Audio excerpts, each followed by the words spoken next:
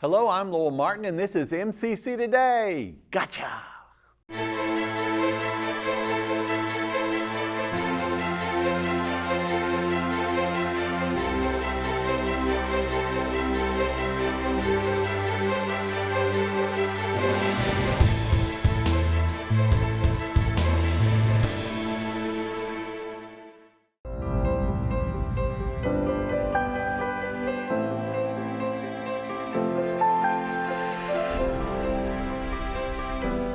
Find your wings.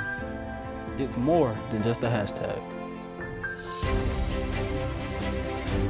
It's the power of knowledge in our state-of-the-art classrooms. It's skills training for a competitive job market.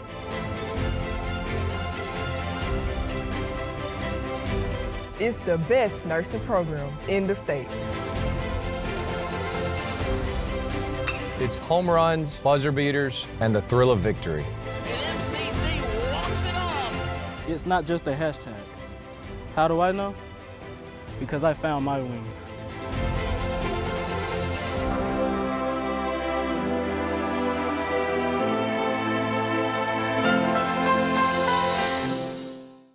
And we are here with the wonderful Mr. Tony D'Angelo. Do you prefer Tony or Anthony? I'm sorry. I prefer Tony this. Okay. How are you doing today? I'm good. How are you? I am doing well. Now, you are the lead teacher and program coordinator for what program? Network and cybersecurity. Okay. And you are more of the networking area or the cybersecurity area? Both. Or you do, okay, you do both Yeah. because you're program coordinator. That was a stupid question, Mr. Martin. But now this program really, I think, has exploded in the last few years, don't you, as far as the need for Yes. more and more people to have taken and to have credentials in both networking and cybersecurity. Am I correct in that? Yeah. In order to understand cybersecurity, you have to have a good foundation in networking. So that's why it's networking and cybersecurity. Okay. You can't really do one without understanding the other and how they work. Cybersecurity incidents continue to go up and play a big part in warfare, economics, the day-to-day job market. There's companies are getting hacked for proprietary information all the time. And they're also getting hacked in their ransom. I mean, it's like they will say, give us $50,000 or we won't give you, or you do something with your information or delete it or whatever. Yep. Oh my. Yeah. Now these are definitely essential workers. Yes, definitely. Okay. Do you think, this is going to sound weird, but do you think a 2-year degree is enough of a degree, or do you think that's a stupid question, I'm sorry, but because I would think that you have the technical skill and then you need the experience, right? Right. But how much would you recommend people to go on and get a bachelor's degree or higher? Or is a 2-year degree okay with getting the necessary experience? I always recommend learning and developing additional skills and skill sets, whether that is through further education and stuff like that, or whether it's for self-study and stuff like that. Our field is kind of cool. Usually a degree of some type will help you get in the door, especially if you transition for company. Degrees are really great for that. Degrees are really great for establishing, hey, I know this up to this level. But on the other hand, if you're able to go through and demonstrate that you really know this, really the sky's the limit. I know people who have just the associates that make over $100,000 a year. So it just really depends on. Just like me. Yeah, I wish I was in that same boat too. But I'm looking at going and continuing my education. So I recommend it for everybody, but it's not necessarily a requirement to do that. Okay. Now, first off, y'all have a great new area that y'all have moved to on campus. Do you like that area? You like your new area? Yeah, it's nice. It's bigger. It's I mean, it's newer. So, What's not to like? yeah, what's not to like? It's pretty nice. But now you accept how many new students each year? I think our combined programs max out at 25. Okay. Because you've got larger space, you think you might be able to accept more students, or no? You've got to stay with the 25. Yeah, I think right now we're having to stay with 25. If it becomes a problem, that would be a great problem to have. Yes, definitely. So I would love to have that problem, but that hasn't been an issue. Okay. But so many people need network Yes. and cybersecurity Yeah. people. A third of all cybersecurity positions go unfilled because there's just not people in the market to work them. Okay, so if you've got a person out there who is interested in coming back to school but doesn't know what they want to go into, make a pitch to them. How do you say, okay, come and see our program, come and take our program? If you like to do something different every day, if you like to problem solve and troubleshoot and tackle challenges, and It's never dull. yeah, it is never dull. Well, no, there are some dull days. When everything's going great, you'll be bored out of your mind. But that's a great time to work on your skills, your certifications, and stuff like that. So always using that time to develop your skills. Being able to kind of self-teach if you're enjoying that, and if you look to always continue to develop your skill set and your potential to make money and is really almost limitless. That is wonderful. Now, so how can a person get into your program? They can apply to MCC. They can go online. Our specific advisor is Deborah Nettles, but any of the advisors will be able to put them in the program. Okay, so they just need to apply, say that they want to get in your program. Will they need to talk to you first before they can, or does she automatically? I'm just curious. Does Ms. Nettles? The only reason really she would talk to me if there was an issue, maybe the student didn't make high enough on the AccuPlacer or the ACT, or they have particular questions about the program, or if they're just trying to decide kind of between software coding or my program. But no, you can go in and they'll sign you up. No problem. Did you ever say 20 years ago or 30, not 30 years ago because you're way too young, but 20 years, did you ever see yourself in this position that you're in now? No, Teaching, absolutely not. Where did you start out, if you don't mind me asking? I started out working help desk technical support and went through that, did that for about 6 years. Okay. And I was like, okay, I like IT. I want to learn more about it. I enjoy kind of what I'm doing. I want to take it a step further. And that's And then you did. yeah, I wish I would have gone down this path like fresh out of high school. Isn't it, how many of us, now I'm much older than you, but you go back and you're like, I Yeah. took so many detours. Yeah, if I knew then what I know now Sure. kind of thing, yeah, I would have gone But you wouldn't through have been this the person program. that you are. No, that is absolutely true. And I would have missed out on a bunch of great experiences. So it happened just the way it was supposed from to. work, yeah, I would agree with that. But Okay. there are times like, man, I definitely should have done this earlier. We'd be getting that $100,000 range. Yeah, yeah. Well, listen, I want to thank you for being here today. So if anybody interested in your program, fill out the application for MCC and see Deborah Nettles, and then they will be in their shiny new area in Reed Hall. Isn't it Reed Hall? Yep. Aren't y'all in there? Yes. Okay. Reed Hall, that is just very expensive and beautiful, and I'm very envious. But thank you for being on the show today. Oh, no problem. Thanks for having me. We'll be right back. Meridian Community College.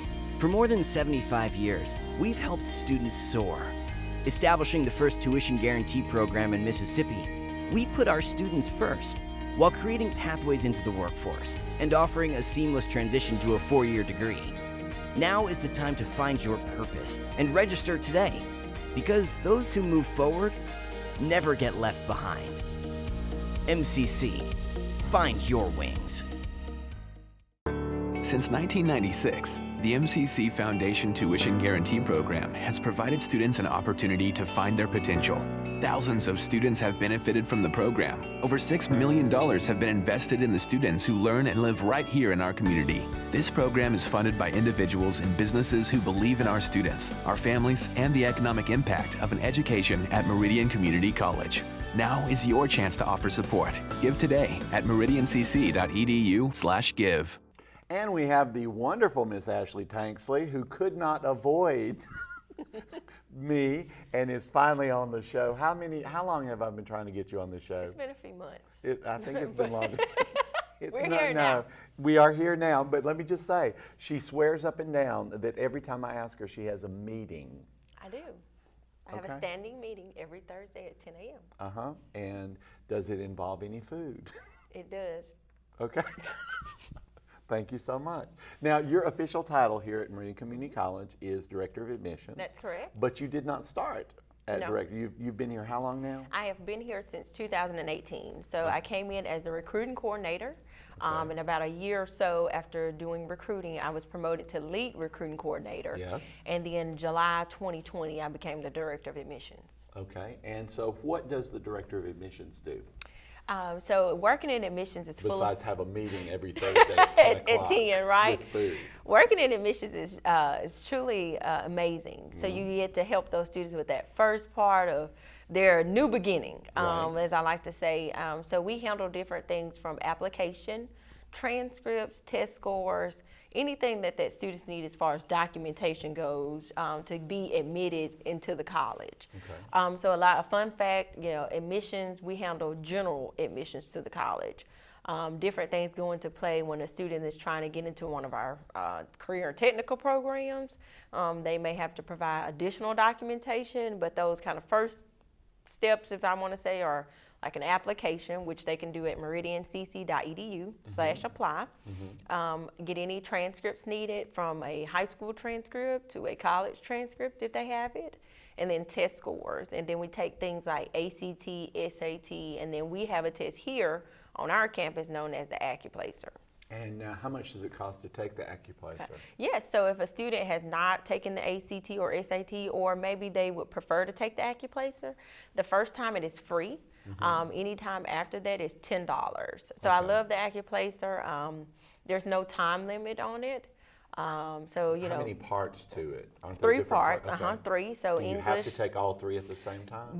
We encourage students for their first time to take the entire exam because, it's free. You may need it later down the road. You may not know about it yet. So why not use all of it at the time if it's free? Sure. But let's say if a student takes it and they didn't do so well in the math portion the first time, and then they decide, hey, I need to retake that, they can just take the math portion. Okay. They don't have to take the entire exam again. So if a student happens to be missing something, they're missing a transcript, because we do ask to have all of their collegiate transcripts must be on file. Okay. And can they start school without some of this information? If you don't, I'm just curious.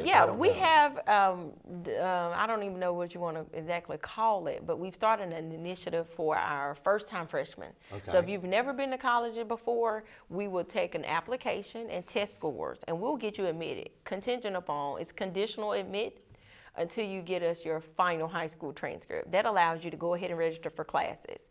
So those first-time freshmen that may be out there and that are watching the show, if we have an application and test scores, then you're admitted. You can be admitted into the college, and then registration opened on April the 20th for summer and fall. So those students can go ahead and get their class schedules made, and classes won't begin until August 15th for the fall. Right.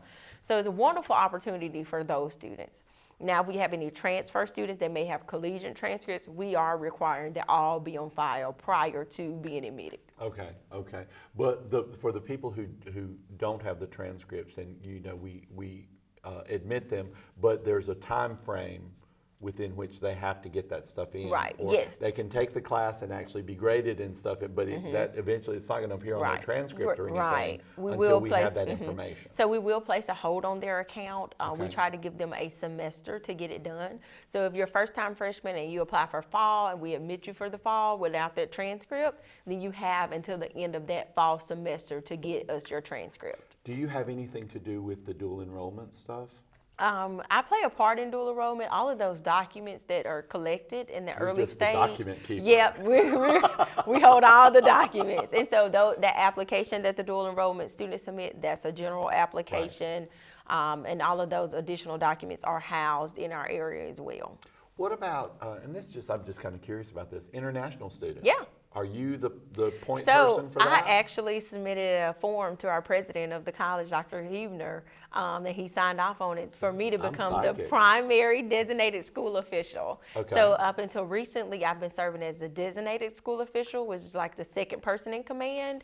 And that played due to a lot of reasons. I was wearing the veteran school official hat as well. So now that will eventually be transferred over to financial aid, I have absorbed more of a primary role for international. Okay, and so what's the process for an international student? I know there's a lot of documentation, there's a lot of paperwork, there's a lot of stuff. So how do you help them go through that maze of... So I can gladly say I'm not sure what I would do without Leopold. She's our, at this time, she is the primary designated school official. But those students, they do have to do things. They still have to do an application to the college. Now, their application is not like the general. We have one specifically for international students. Okay.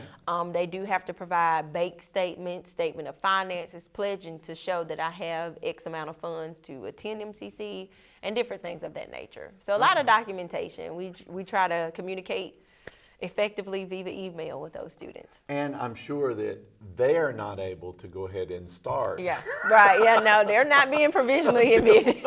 Until all of the documents must be on file, yes. And I've even, that sometimes as far as visas and stuff like that are dependent upon. Right. We need all documentation before we would issue an I-20. Okay. Oh my. Yeah, and a lot of documents in my area. You're going to be the primary person with this. Yes, I will. Congratulations. Thank you. Well, listen, I want to thank you for being on the show after 25 years of me asking. Thank you for having me. And I appreciate that. And the next time that you have an availability and you're not in a meeting at 10 o'clock. I will be. When I'm asking every you. Thursday. But I want you on the show again. Okay, thank you She is so literally much. one of, we met and we immediately hit it off when you That's started correct. as a recruiter, and we have been really good friends ever since. So That's I'm right. glad you're here. Thank you. We'll be right back. Not essential. Never let anyone tell you that again. Never doubt your abilities to make a difference. How do I know this about you? Because I'm a teacher. I am the one who will push you harder and farther than you could have ever imagined. Teach you things that you never thought possible. And if you will give me 100%, then I will stand shoulder to shoulder with you, and together we will change your future. MCC, find your wings. And we are back, and we have the wonderful Miss Shaquita Hopson-Alfonso with a hyphen.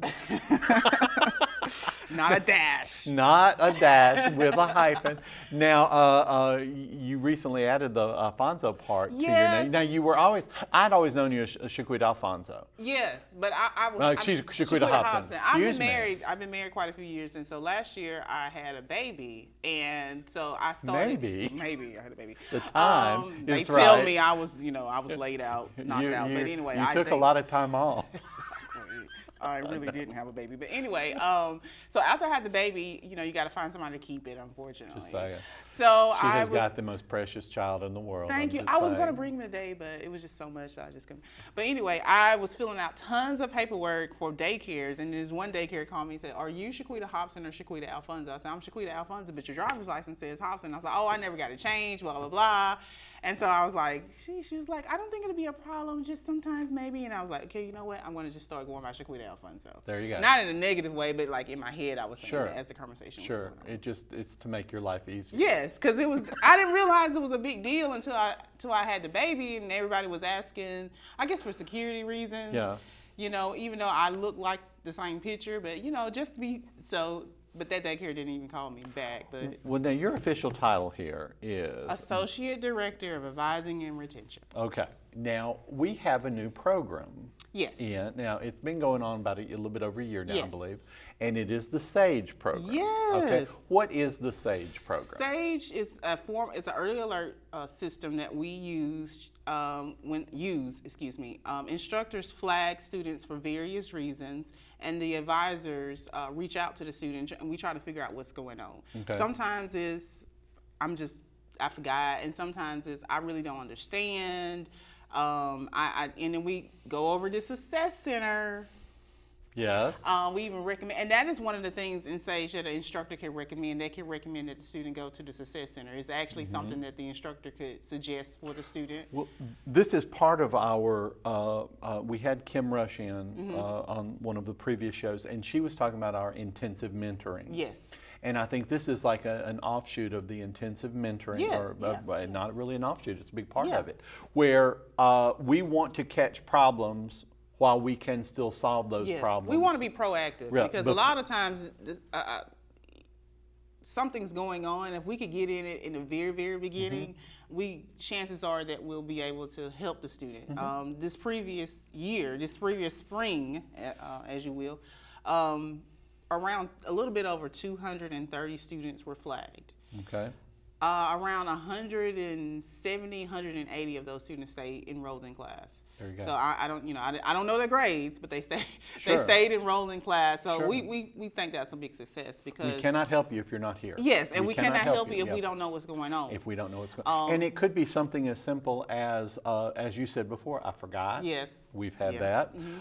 Something that where they didn't remember. I've had this where they didn't remember they'd signed up for the class. Yes. Because I teach the short-term 4-week Yes, classes. that happens quite often actually because let's say right now, April, May, you making your schedule. Classes don't start to August. There's even some that don't start to October, and you got a lot going on. Yeah. And then next thing you know, it's I think August 17th is when school starts. It's Believe August so. 17th. It's August 18th. It's August 19th. It's August 20th. Where were you?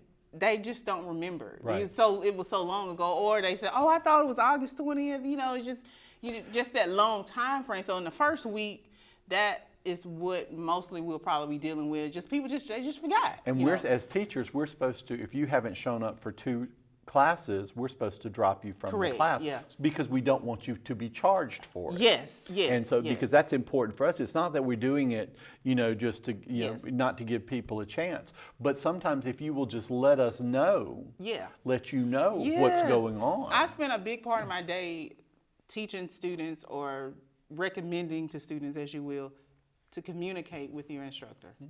And you never know what they'll say yes to. You automatically assume somebody will say no, then you don't know that. You don't know. I hear more things about people say, "Oh, she's not flexible." Well, how do you know? How do you know? You never, and then I'll talk to the instructor. I said, I talked to such and so, and they said, she's never mentioned that to me. Right. But you just assume. I'm teaching students how to communicate effectively to your instructor. Because a lot of students that are fresh out of high school, you just don't go up to your English teacher and be like, I'm going to be, there's no negotiation there. That's usually done between the teacher and the parent. Sure. But in this setting, it's between, some parents. And a lot of times we can't talk to the parents. Yes. Legally, we can't talk to the parent unless we've had the student's permission. And even when I have permission, I still like to talk to the student first. Yeah. Oh, yes. So I want them to know that you're an adult, and I want to communicate to you as well what's going on. Now, I don't mind talking to your parent because you clearly indicated that you want me to talk to them. Right. But I want you to have some say in this. Now, when y'all leave here and you want to make a different decision, but I want to talk to you and explain it to you so I'll know that I communicated this for you. And then I'll communicate it with the parent as well. But I like to talk to the student directly if possible. And I've had students that will say, look, I just don't have the gas to come up there. I don't have my money for textbooks. My ride, the person I was riding with suddenly is not going to school anymore and I don't have a way. And, there are many things and I know that in one instance, a student was able to go from in-class classes to online and was able to remain in class and a student and still keep the timetable that they'd set up It's for all graduation? kinds of things that we can help you with. Sure. I mean, you know, we had gas cards for a period of time. And That we was might with our again. support services coordinator, Alessandra Grady. She also can help you with textbooks. We even have a food bank. We even have a food We bank. have a food bank. You know, if someone we- is, if you're Yeah. not, if you don't have, or you're waiting, you know, until you get paid to be able to buy stuff, you can go to our food bank and take advantage of the services available. Yeah, you know, you just have to know. You never know what's on campus, but I really enjoy my job. I'm passionate about it, and my main goal is for students to. I heard this saying the other day: "Be who you want. Be who you were. Be who you wanted when you were younger." And so I needed someone like me. Someone like the advisors that we have, and the advising team is ready, willing, and able to They really are. to work It's a great with you. team. So I just want students to reach out to us, and, you know, just find out what's on campus. We have a lot of resources on campus, and then if we don't have the resource on campus, maybe we know somebody off campus that can help you. So just reach out to us. You don't know unless you ask. You don't know. You do not You know don't unless know. you ask. You And don't the know thing what is- you don't know. Well, the thing is don't be ashamed or afraid to ask for help. Yeah, We want we're you here to because help you. education is the way to out of many bad situations. And I tell students all the time, I work here because of you. If you don't come through these doors, chances are I might not have a job. So I want to do the very best I can to help you stay here and all the way to degree completion. Okay. Because that's I feel like that's my calling in life. I could be wrong. Well, Sometimes I think it's to eat. I think you have a lot to of eat different tacos, callings. but you know. And you know. you just tee up so many good lines that I could say. Well, you know, it's neck and neck. Tacos, helping students. I don't know what to do.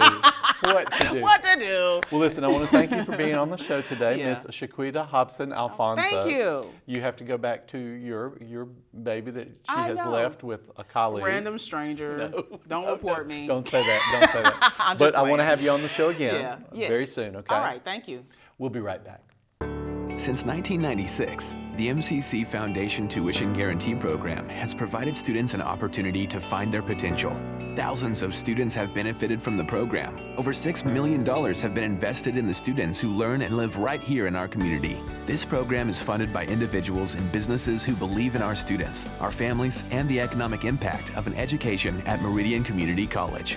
Now is your chance to offer support. Give today at meridiancc.edu/give.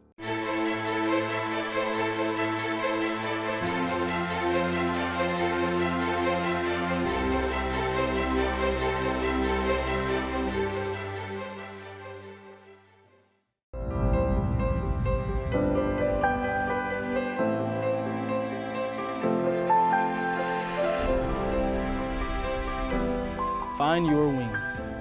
It's more than just a hashtag. It's the power of knowledge in our state-of-the-art classrooms. It's skills training for a competitive job market.